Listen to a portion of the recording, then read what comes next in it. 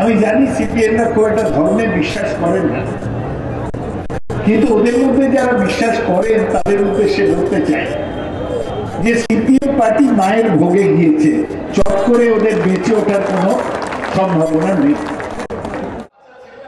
পেশায় অধ্যাপক তৃণমূল সাংসদের এই ভাষা ঘিরে সমালোচনার ঝড় উঠেছিল বিভিন্ন মহলে। রাজনৈতিক পর্যবেক্ষকদের একাংশ বিস্ময় সুরে বলেছিলেন সৌগতর কাছে এই ভাষা তাঁরা আশা করেন না। বিদ্বজ্জনদের একাংশ কটাক্ষ করেছিলেন রাজনীতির ঊর্ধ্বে উঠে কলেজ পরিচালন সমিতির শীর্ষে থাকা আরাবুলের শিক্ষাগত যোগ্যতা নিয়ে প্রশ্ন তোলাটা সৌগতকে মানায়, কিন্তু এই ভাষায় আক্রমণ নয়। তবে যাকে ঘিরে এত সমালোচনার ঝড়, সেই সৌগত রায় কিন্তু মন্তব্য থেকে পিছু হটতে নারাজ। উল্টা শুক্রবার অভিধানের মার প্যাঁচে ভর করে নিজের সেই মন্তব্যের ব্যাখ্যাও দিতে শোনা গেল তাঁকে।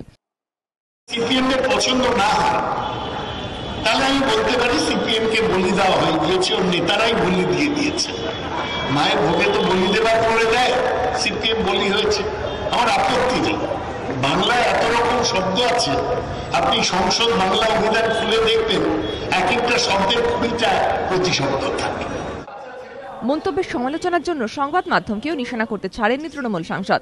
রাজনৈতিক মহলে প্রশ্ন, বিরোধীরা বারবার শাসক দলের প্রতিনিধিদের বিরুদ্ধে যে উদ্ধত্তের অভিযোগ তুলেছে, সৌগতর ব্যাখ্যা কি সেই অভিযোগকেই শিলমোহর দিল না? সৌমেরন পালের রিপোর্ট, এবিপি আনন্দ, উত্তর 24 পরগনা।